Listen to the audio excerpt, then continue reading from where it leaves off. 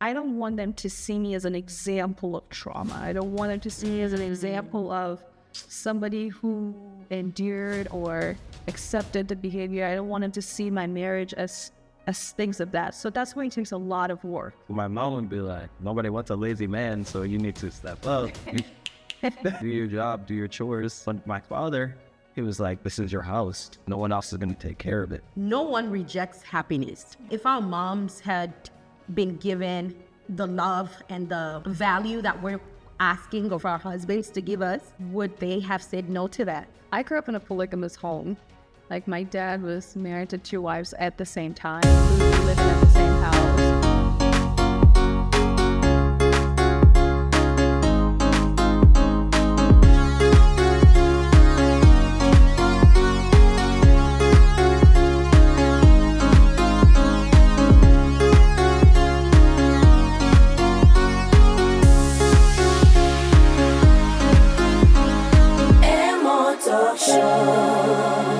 Welcome back to another episode of Emo Talk Show. My name is Tulia, your host. And if this is your first time here, I'm so sorry, but you've been missing out. You know what? Go ahead and click subscribe, like this video, and share it with a friend so that you can continue watching together. We are going to start a new season this year. And so happy New Year to all of you guys, our faithful Emo Talk fans.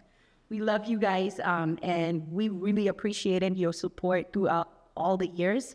In February, we will turn 4. I cannot believe it. We're going to be 4 years old. And the reason I started something like this is because oftentimes we get told we can't ask questions. We are silenced about the experiences that we've had, or we just cannot challenge the norms. And so this is a space where we can come together and just have those conversations. And I believe that, like, through the voice of one person, the healing of many others began. We're able to breathe because one person has given us the permission to just speak, right? And so I'm just really, really excited about 2026. And today on the episode, I have 2 of my good friends, guys. I feel like you guys have met all of my friends by now. One more to go, but like, almost all of them, and now you're starting to meet their husbands. Yeah. Look at that. So to begin with, if you guys can just introduce yourselves, and then we'll get into it. Okay. Let's start with Matthew. Hi, I'm Matthew. I am Faith's husband, and it's a pleasure to be here. Yes, thank you for accepting my invitation. Absolutely. And I'm Faith. I have been on the pod before. Too many times. Too many appearances. But I'm excited to be back, talking about something entirely different than we did the last time. So. Yes, we've done many serious conversations before with Faith. If you haven't checked those out, go ahead and check them out. Like, Faith has been here on season 2, season 3, and now on season 4. So check her out on our on some of those episodes. I'll put them here somewhere. Okay. But today, before we get started on like what the topic is going to be about, I'd like to know who is you guys' favorite historical figure and why. Favorite historical figure?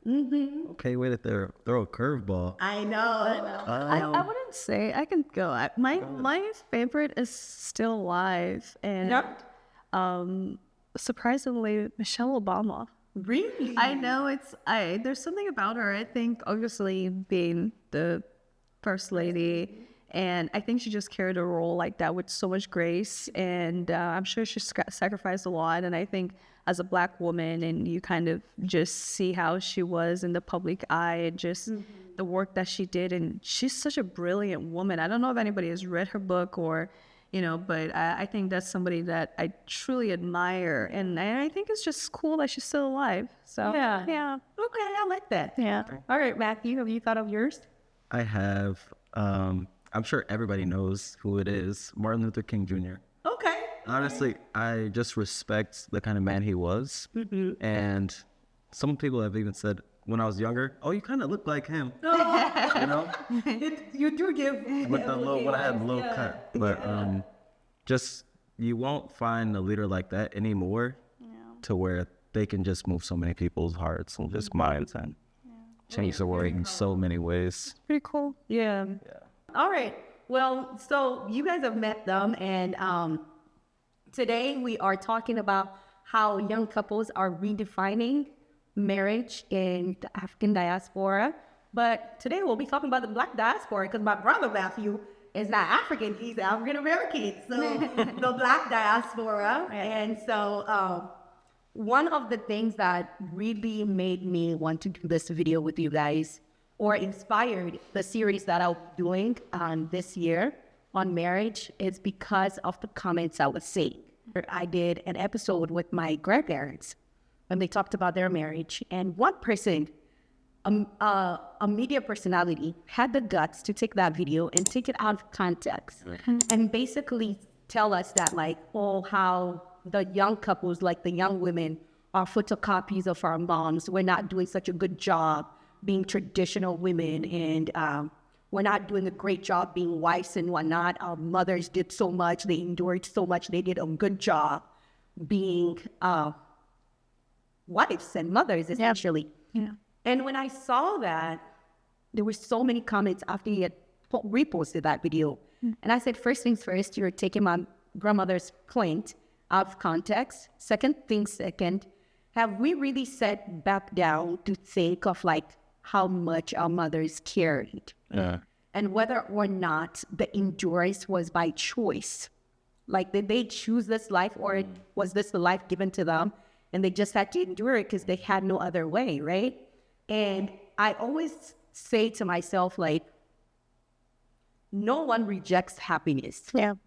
No one rejects peace and being loved and being seen as worthy, right? And so, like, if our moms had been given the love and the value that we're asking of our husbands to give us, would they have said no to that? Oh, no. You know? So as we get into this episode, that is really what I want to kind of like talk about, how you guys are doing things differently than how our parents have done it in the past. And not to say that our parents weren't doing a great job, right? It's just to say that there are times and hours are different, and we're requiring different things from our husbands and our wives, from what our parents needed from their husbands and their wives, so whatever. So I'd like to first get to know you guys as a couple. How did you guys meet? Where did you guys meet? I would like to hear both sides of the... I was like, why is he looking at me to tell me the story? How did we meet? Yeah. I can start with me because I don't really have a lot of context of... He has better details of his point of view. Okay. But I knew his brother. His brother and I are friends, Timothy. So really cool that obviously it came through your sibling. But we went to school together with his brother. We obviously had classes together, and I think we had a little small friend group in school because it was a small college in Iowa. So it was kind of, you're more closer as friends. Right. And I was a resident assistant at the time. I was the VP of our student body, and I tutored a bit in the school. So I used to help them. There was no wrestlers. Yeah. So I was kind of around, but I had a friend, Agith, obviously we're very close. So we were friends with some of the wrestlers at the time. And Matthew was coming the next semester. And the first day of school showed up. I was helping my friend move in to campus. I was no longer a resident assistant, so I moved off campus because it was my last semester there. And so Timothy, it's funny because we were driving to campus and I see who I thought at the time was Timothy, but it's actually Matthew. So they look very, very much alike. And so I saw he wore Timothy's shirt. I mean, they probably share clothes, but I was like, oh, Tim has showed up to school. And so we went on campus, and I was just sitting in front of like the dining center area, and I see two people walking up, and I swear I thought it was Timothy, and then I realized it's not Timothy. Timothy is the other person. And I was like, oh, that person looks like Timothy, which I kind of figured it was his brother. And they literally were just coming straight up to us, and Timothy introduced him. We just said hi and everything, and that was it. That was how we met. There was nothing really climactic. His has a different. I would like to hear your perspective. No, I think it's just funny because we were looking for them. That's why we came right for you. Yeah, so apparently Yeah. we're looking for us. That's funny. But you can share your own point of view. I mean, how I met you, it's the same. Yeah. It's just how we got here is a bit different. Oh, It's more so like, so And your brother first day of told you school. about fate? Yeah, Okay. and our friend. He was like, there's these two beautiful African girls. Like, you got to meet them. They're very nice. He's like, I was like, okay. And yeah, first day of school, he's like, I'm gonna go introduce you. And Brother was on a mission. yeah. Timmy was on a mission. he must have been. Did he I don't know. at the time? No, he didn't. Yeah, no, not at the time. Yeah. I don't know if it was his intention or not. I really need to talk to him about that. But yeah. First day of school, we sat down and Yeah. So it makes sense that they were Had a walking meal. straight to us. They probably saw where we were. And yeah. yeah. But yeah, But after that, I just chased her around campus at that point. people used to be like, who is this boy that's like, No, 'cause- why is he here? Yeah. I'm like, it's Timothy's brother. He's just, Once I got to know her a little bit more, yeah, he used to hang around. I was like, I like this girl. I really like this girl. Like, I would tell people, I'd be like, hey, I like her. Like, They told him. they were like, nah, you don't have a chance. The chance is crazy. They're like, I'm so young, yeah, brother. no. Why? Yeah, she's not like that, bro. Just, Because they thought, like they athletes. didn't, yeah, I don't know. They They thought my just had- intentions weren't pure. I Yeah, guess. they just thought, like, how college athletes, when you're on a scholarship, they're like thinking Yeah. you're not that serious. Right. And So I I'm like, was okay. student body vice president. I was a tutor, and but yeah. Smart. So I So took I my was, time. I was about school. Like I was, obviously, I had to focus where I was going. And Matthew was just very jolly. I think that was what was cool about him, which he still is. Like this way, he's such a light-hearted person. Like he's just so fun. He doesn't take things too seriously. I think that was just what was some of the things that were nice about hanging around him. He was, yeah, And you liked it. it was just fun. Because I was too intense. Like at that point. So intense. So he was very, he's very like chill. He had a skateboard on campus, which you're not allowed to ride skateboard. And he would just be riding the skateboard. And I'm like, he's just living carefree with his backpack. You said in your heart, you said, I like that. He's like showing up to class right at the nick of time, like when the bell goes, and but it was pretty cool. I think I needed that at that point. Yeah, but yeah.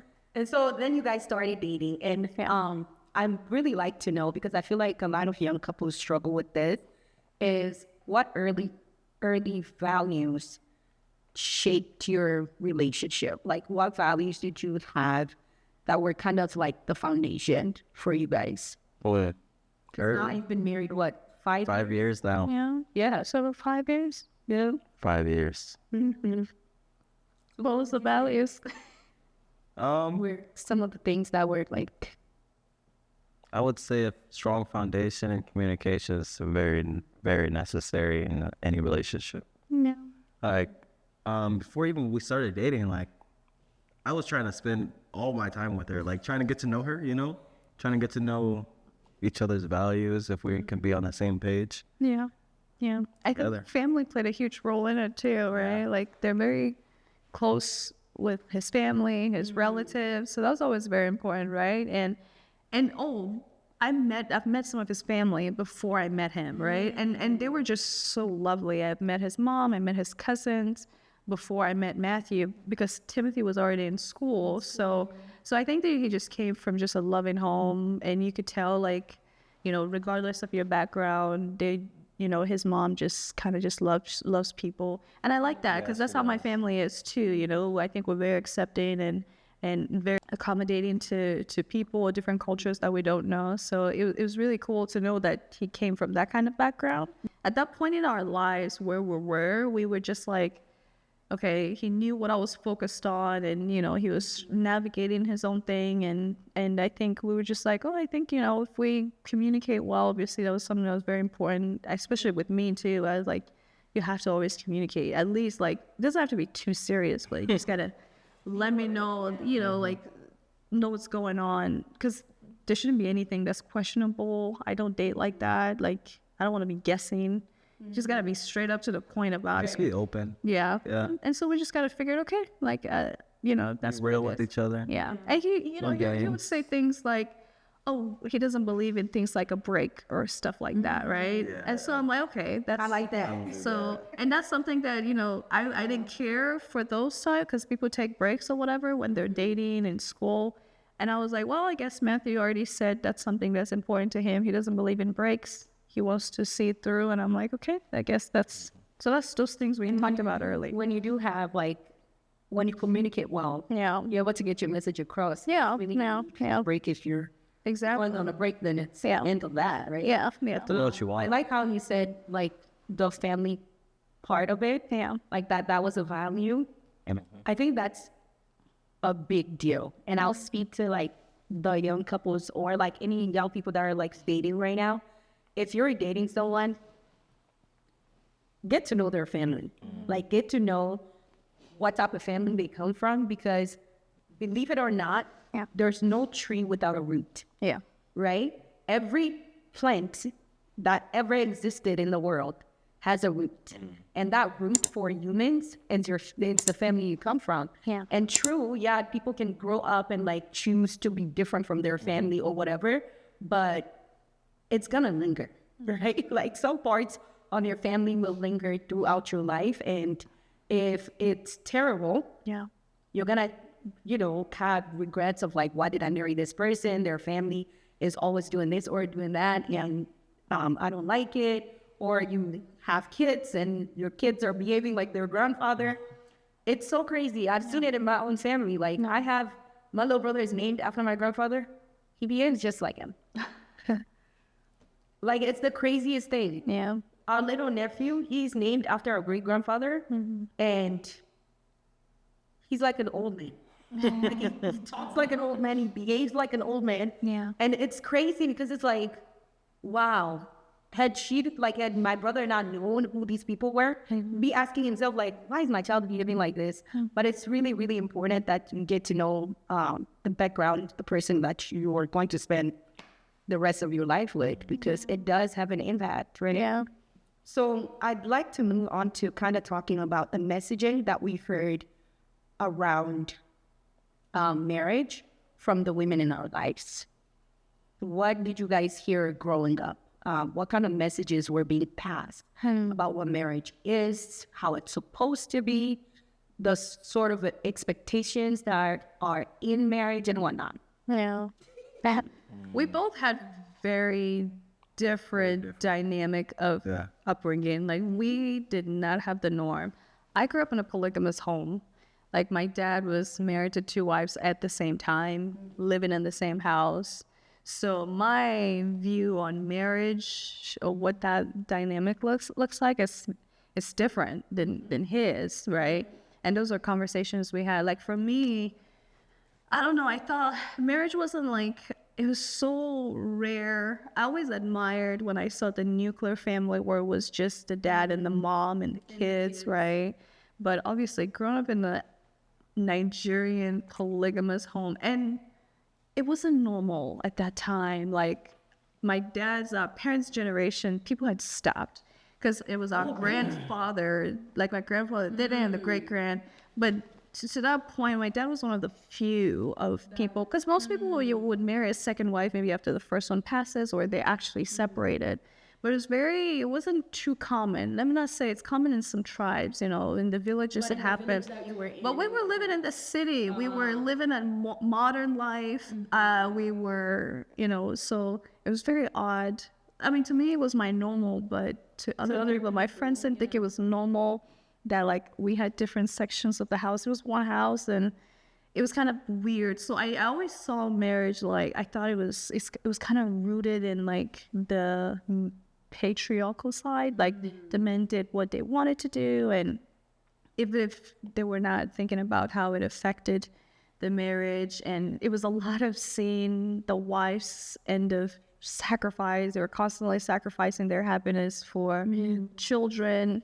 You know, the men made the decisions, whatever they said stood, you know, things like that. So I never saw marriage like it was a partnership or like something that you both did together, because if we wanted to just ask our parents stuff, we just ask one person. Right. And we didn't bother having a conversation with the other because we never saw them sit together to have a conversation for us, right? We knew like our dad was all about education. He would pay your fees for school and that was it. He didn't give you fun money, none of that. You know, it's something you talk to your mom about.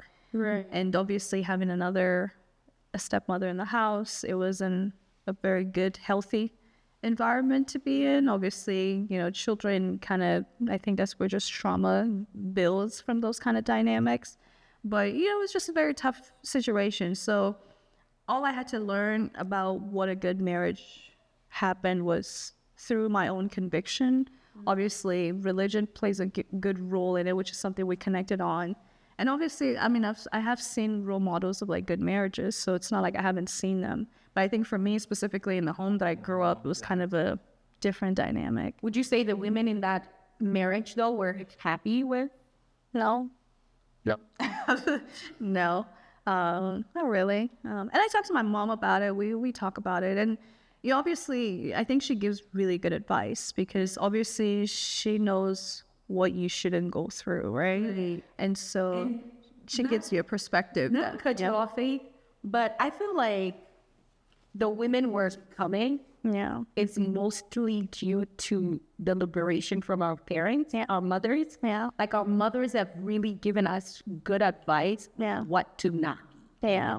And so because of them can be these women that we're becoming. Yeah. And I really like that. Yeah. It was important for me to find my own happiness. You know what I mean? Like, don't root it in your marriage. You know, my husband's not responsible for my happiness. I'm the one that's responsible for it. I think that's something that, you know, my mom gave us that viewpoint because she still had to live with that dynamic. And I think that was something that I appreciate because, you know, I'm still going to be me regardless of the situation. And I always find, you know, whatever brings me joy. But yeah. I love that. Thank you so much for sharing. I feel like that was so much to unpack. And I'm glad you guys are taking notes because I am. Yeah. Matthew, what was the messaging you got? For me, I would have to say, at least in the home, I really didn't get to see what marriage was supposed to look like growing up. I more so got to see from my parents' perspective what a man should be more like in his marriage. Because both my parents did get divorced when I was at a young age. Yeah. So I was able to hear from their experience what they went through from both sides. Like, hey, as a man, this is what you should be doing. Otherwise, you won't have the ability to enjoy it. Yeah. Yeah. I like that. It's so sad that you both did not get to like see a nuclear family. Whereas for me, like that's what I grew up with. And then like guaranteed my dad did pass on early. But I do think that like there wasn't like the explicitity of like thinking forward of like this is because of our kids or they did that too much. Yeah. Where it was like they gave up their whole lives for their kids. And so like now I have to like when I'm thinking about what are some things that I would like to carry with me in my home and whatnot, I think of like things to leave behind. My parents had a great marriage, right, for their times.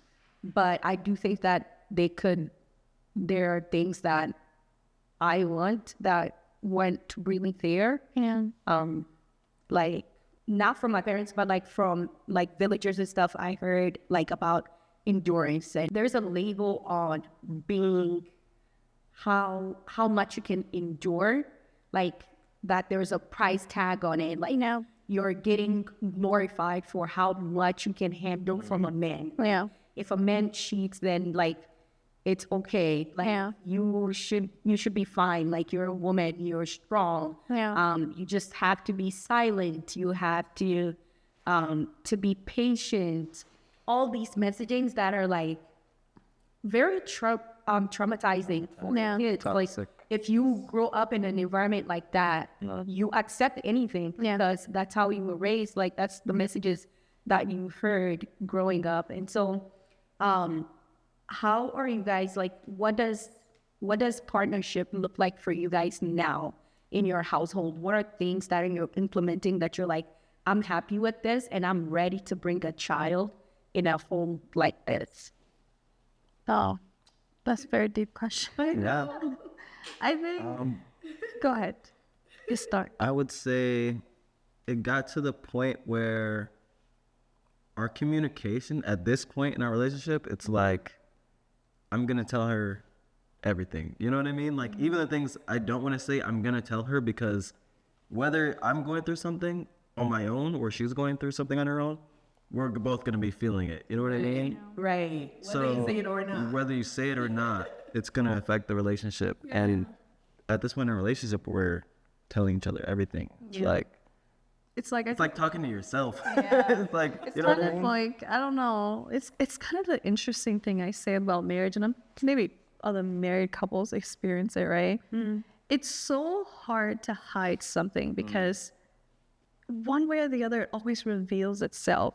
And I think we found out early enough that if we don't share stuff, the other person would eventually find out. It will come out in the way that you don't want it to come out, right? So it just got to a point, and I just said this recently too the other day, and I think I was like, we're gonna be upset with each other about this, so let's get over it. Like, let's get through the problem so we can get back to normal.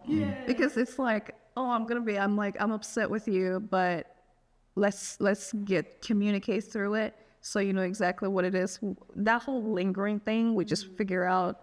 It doesn't work anymore. It's so exhausting. It's emotionally draining. And it's just one of those things that you're like, just say it, you know? Because it's like, for men, it's different, right? Right? Obviously, they want to be able to handle everything, and they want to be able to, fix the problem or take care of the problem. I think early on, we just kind of figured, I'm like, look, I will always be on your team. Like, nobody's going to be on your team. Like, whether it's the ugliest stuff that happens in life that you're not proud of, I will see it.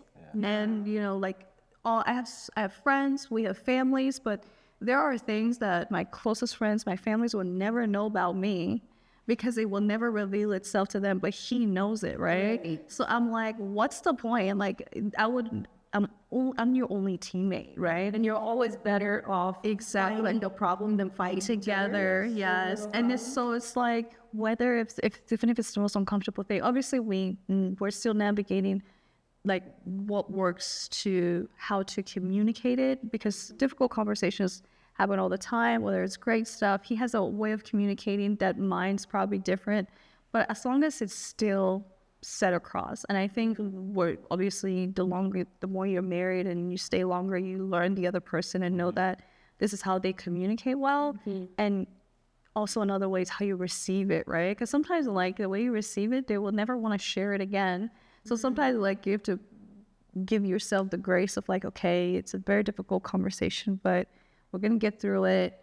We're going to go through it's like the only way to get through the other side is through the problem, right? So it's like, get through the pain, get through the argument, get through the fight. Like you should, it's okay. Don't assume silence is just going to make it better.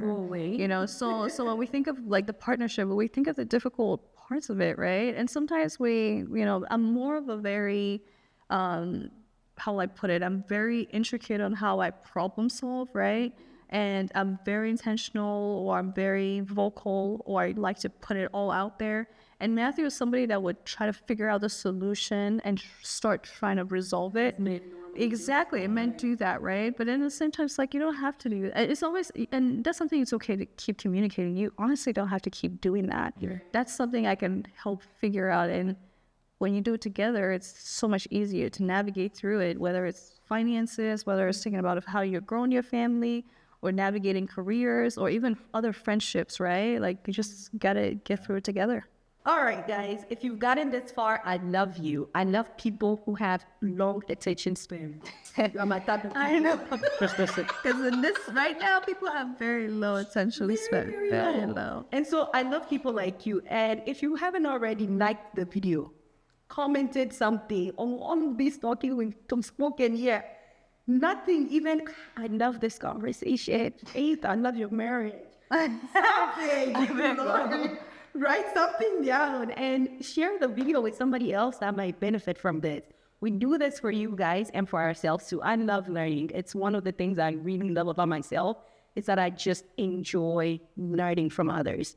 And so, yes, please share the video. And if you're a newcomer and you have not subscribed, we love you for coming. Please become part of STEM. Yeah. Please, we really appreciate it when you do that. And with that communication comes trust. Yeah. And with bringing someone into the world, together, or, if you're going to have a child or come into a marriage, building that trust is so important. Yeah. Yes. I don't know about it. Yeah. Yeah. Feel it. And even as your spouse, coming into relationships, I know a lot of people bring into the relationships trust issues, and it's hard to tear those walls down. Yeah. But you have to start doing it if you're going to have a long-term relationship with somebody. Yeah. And you always have to be on the same page, right? Like we didn't have like a home where it's like we are following into the T, we're navigating it ourselves, right? So it's like, it's like we try, and that's something we both do. We try different things, and we try to put ourselves as a kid in that situation.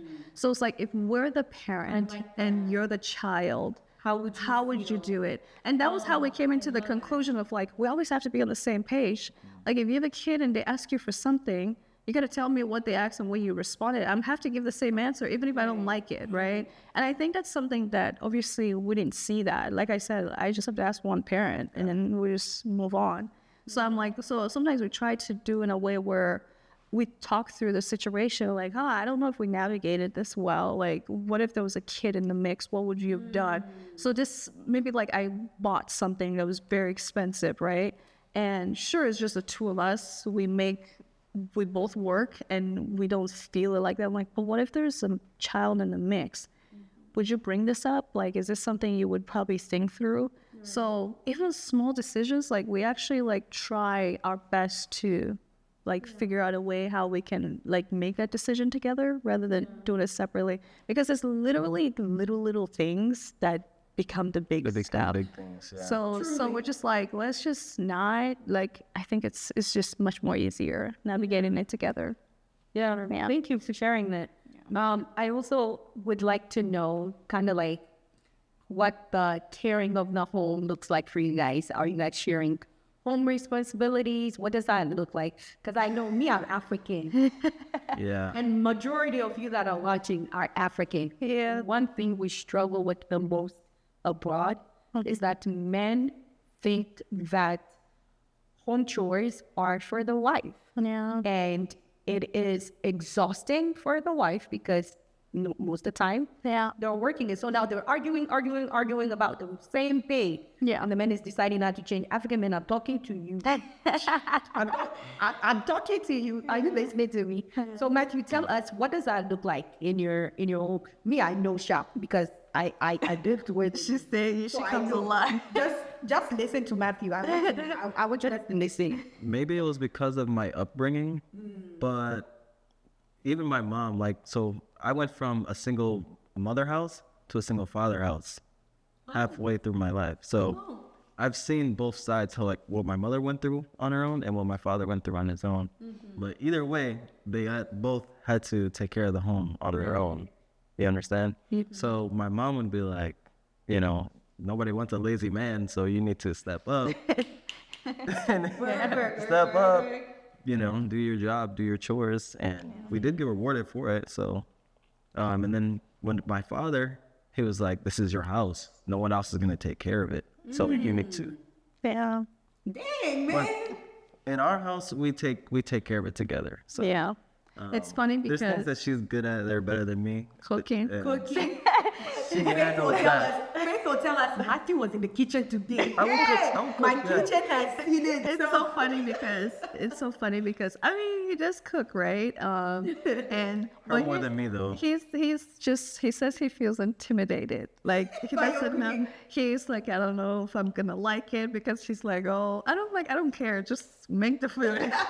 But then you were saying he's leaving a mess anyway. Have you ever made something? You sit down, you cook, and you make something. It takes 45 minutes, right? And then you go to eat it, and It's not good. it's not good. Disappointment. He's like, No, but it's happened. It happened. I'm just saying.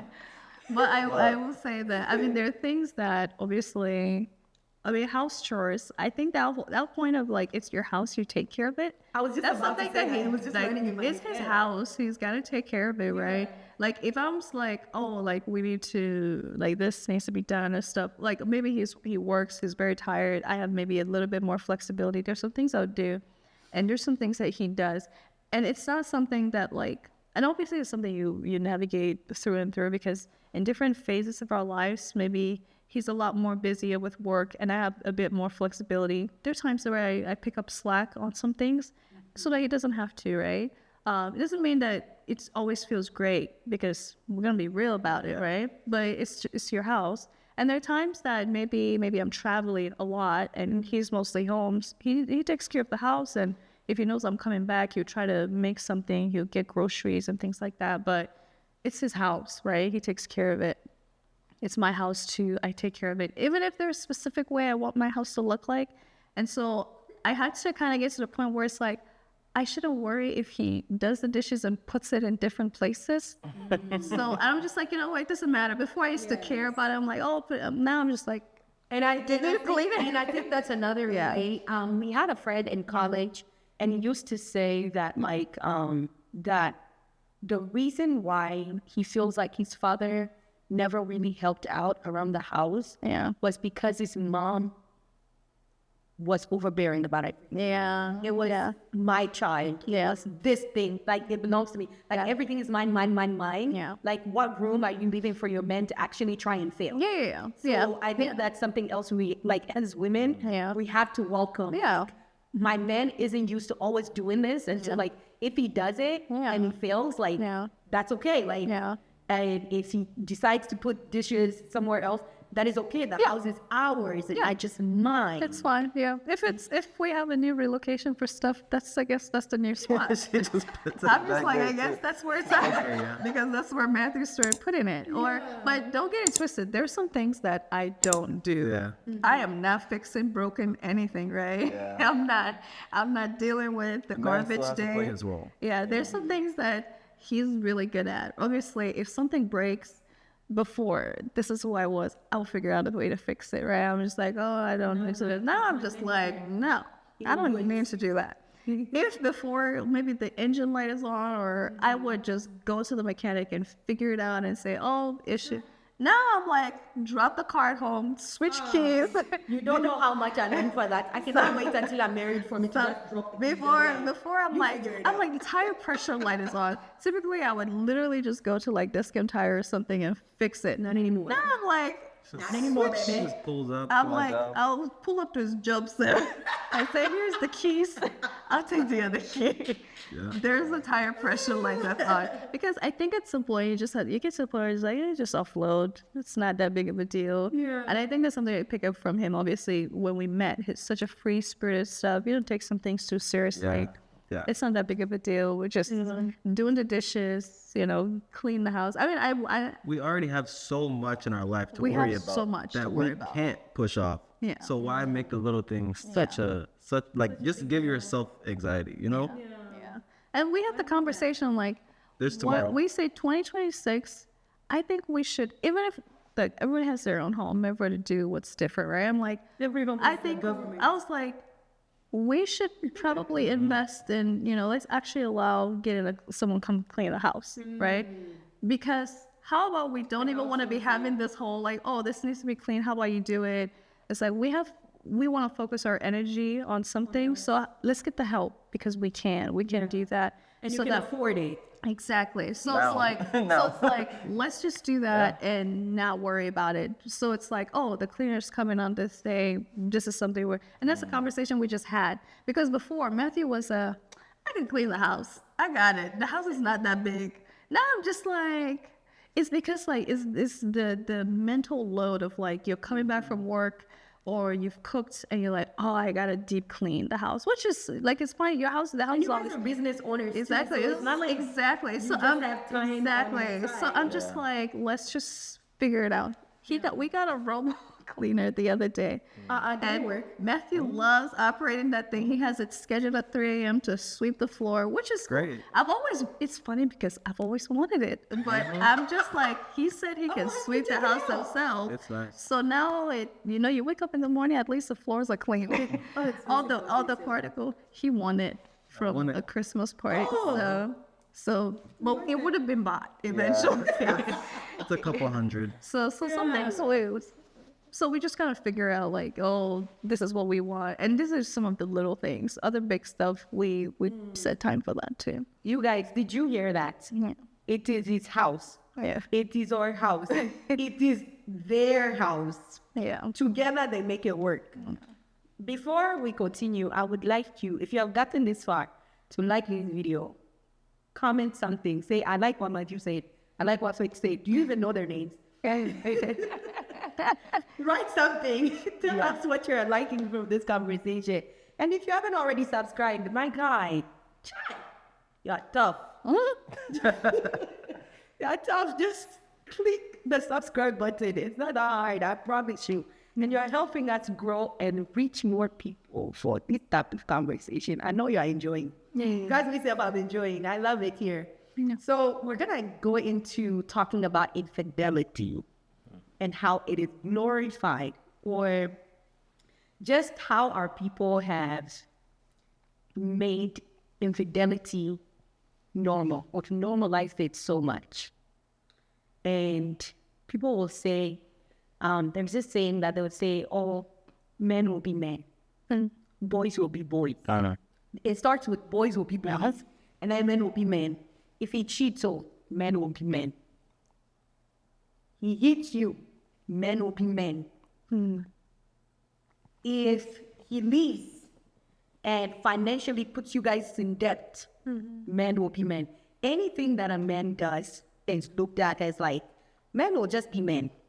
And so why do you think that it's so easy to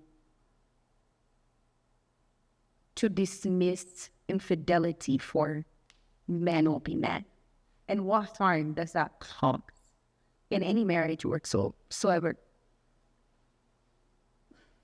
Daily life. You got it. I think it can be easy to dismiss it because maybe more so you're trying to dismiss the hurt that was put on them.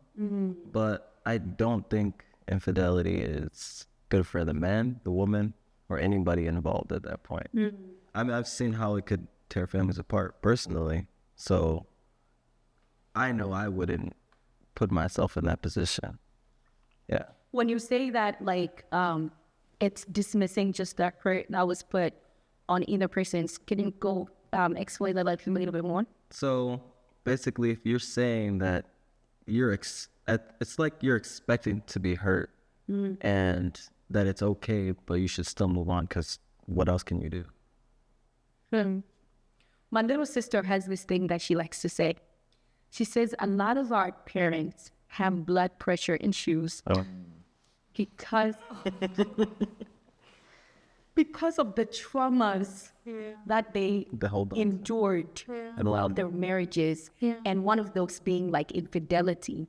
Like a woman would be so hurt emotionally, physically, spiritually by infidelity, and like they just sit there. Yeah. They don't do anything because it's like, I have all these kids, where am I gonna go? And so that sits in their heart, and then something else happens and it sits in their heart, and it continues to sit until it festers, right? And as it festers, one day it explodes. It explodes, and that's how our parents are dying of heart attacks. Yeah. My little sister literally one day said, she was like, another heart attack again in the community. I beg, our mothers, they just need to start talking, just talk. Yeah. Talking heals. Like, just say it. Like, all the things that are hurting you, just say them. What about you, Faith? And I think it's sometimes passed down too. Like if you see your mother, you start to act that way. Obviously, we pick up some behaviors from our parents. Yeah. So you see how silent your mom was and made it seem okay. Passes down to the kids, keeps passing down because of that. You're seeing the reaction. I don't know, for me, it kind of desensitized me because obviously I grew up, I saw it quite a lot. Infidelity, men having other kids with other women. It kind of just desensitizes you from the idea of marriage. However, I think it's just, I don't know. I think one of those conversations that I've had with my mother growing up, and because I've actually asked her questions like, why did you stay in this situation, or how were you really feeling? Because I was there, like I saw it all. Because most of my sisters were like older and in boarding schools at the time, but I feel like I was kind of in it with my mom, so I was seeing her trauma right there. So it kind of was one of those things where I thought like, this can't be a way to live, right?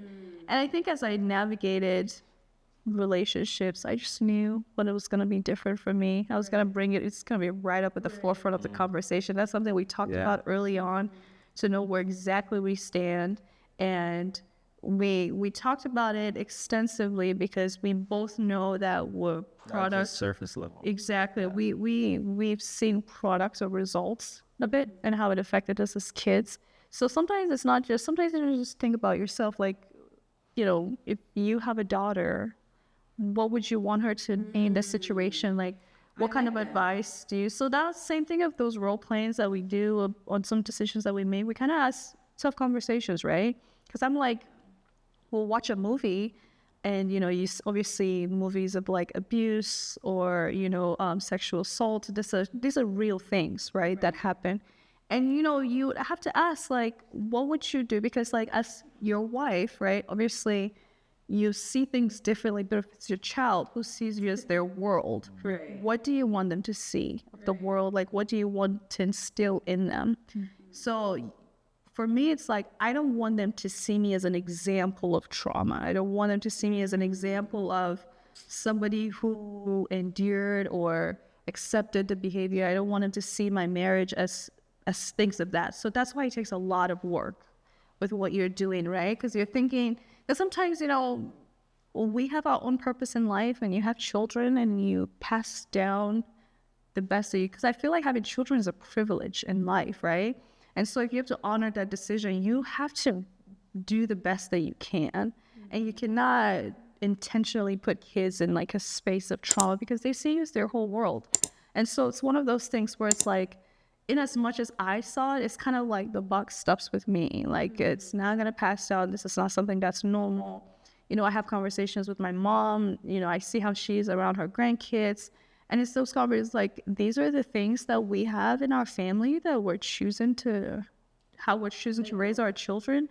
And this is how we need you to support and be there for. We don't want to have a conversation where it's not okay to come up to your mom and say, oh, somebody touched me in a funny way, or it's like, we're gonna take it seriously and make sure that at least in our household they know your home is your shield. Like, this is somewhere you can feel protected.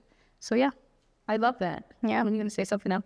I was gonna say, as a man, yes, you may be tempted, and you may have dealt with infidelity before, and people may not see it the same, but I just think as a man, you have to not also be physically strong, but like mentally, like, you know what I mean? Be an example. Like, I don't know, like just the interpretation of what people think of men already. Yeah. How do you want to be thought of as a man? Do you want to be think of, oh, boys will be boys? That's just how they do. And we just have to accept it. Yeah. That was going to be no one will accept question. That. Like, how do we help people in our generation to kind of unlearn the myth that like, men are just wired to cheat? No. Like, you can't unlearn those behaviors. It takes away from you. Black men don't cheat. It's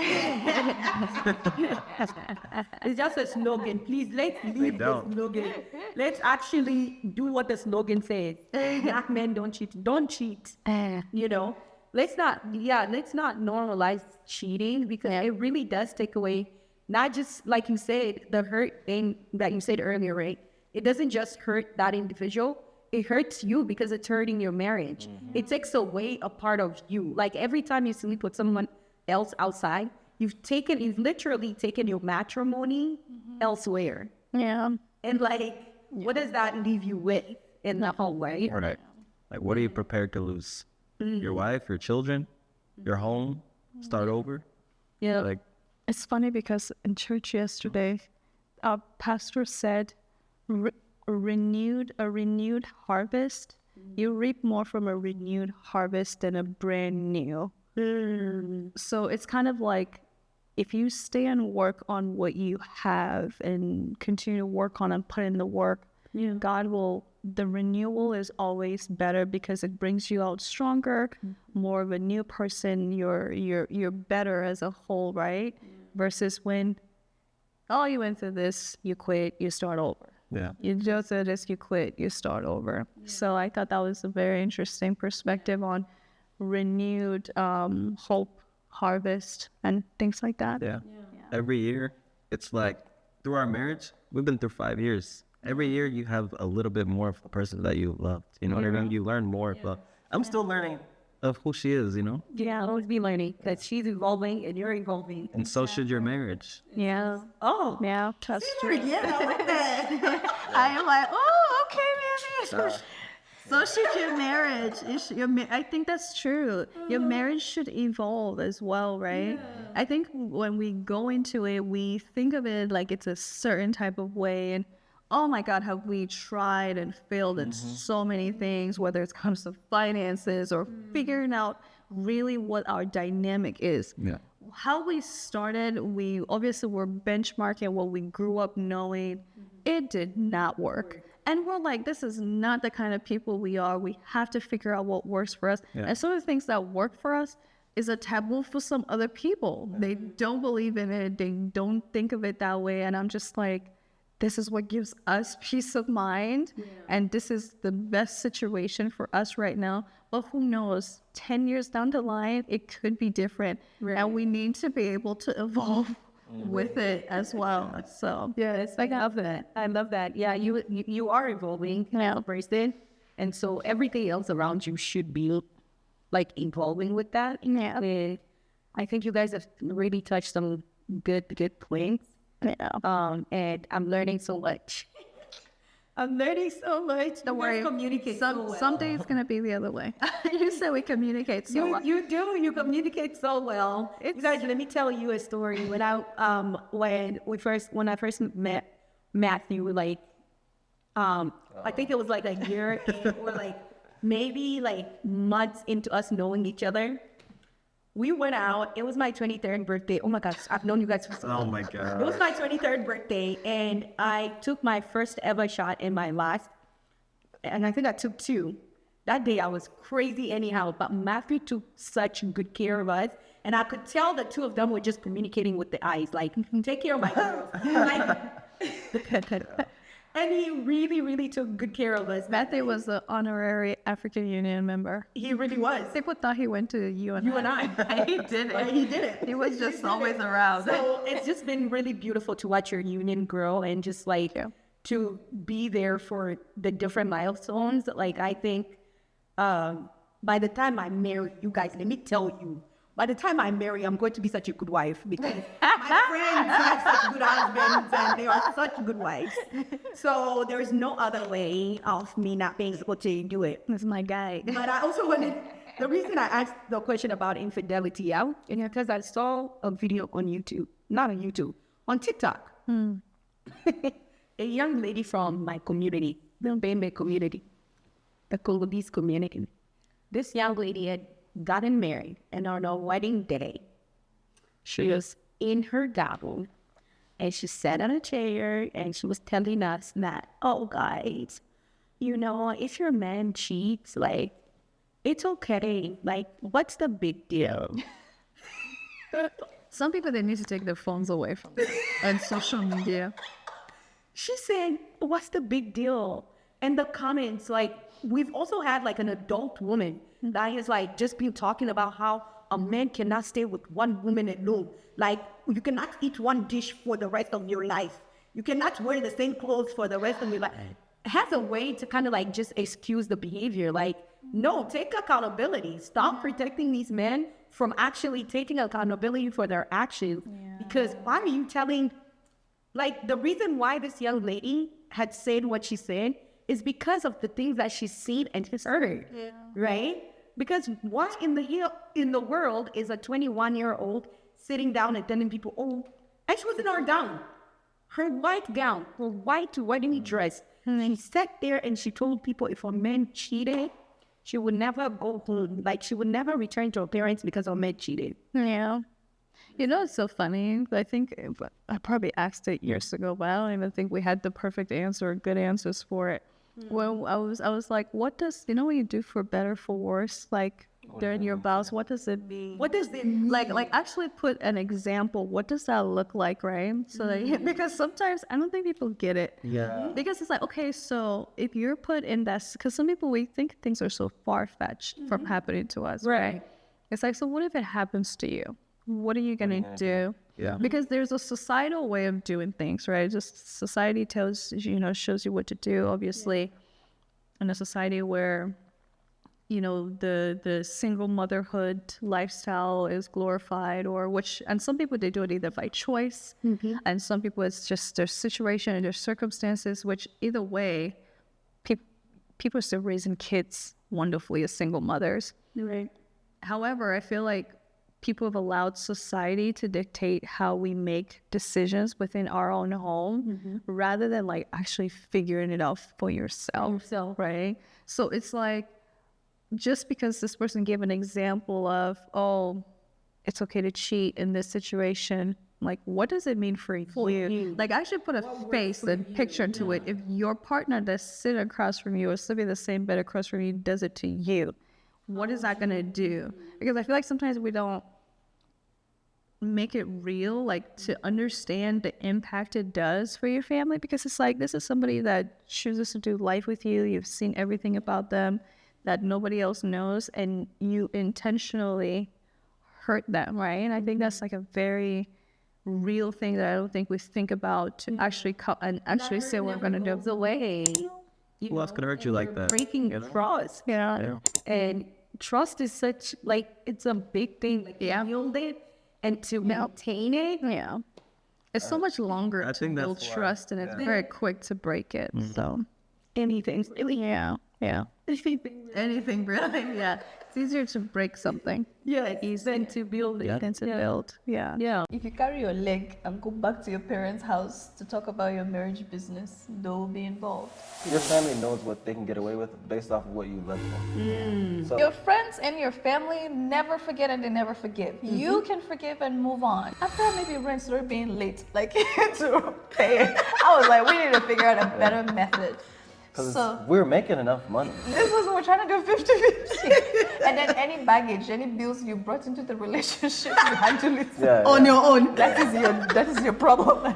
Finance, I think, definitely was the muscle we had to work through, bro. We had to learn more. We just had to It learn more at was the so time. much. You had to figure out what worked. Yeah. It just got to a point where just like delete every bank account we had. Ukioa mwanamke wako, right, unamleta kwenu, the only defense mke wako iko nayo, the only backing yenye bibi yako iko nayo ni wewe bwana yake. Wewe bwana yake usipotoa sauti umprotege mke wako, umsemee, or uwaweke ndugu zako kwa nafasi yao, wata walk all over your wife, mke wako atakuwa stress, na mke wako atakuwa stress, ni stress yenu mwe bote. Juu Mr. Stress, alafu nikae hapa nikosa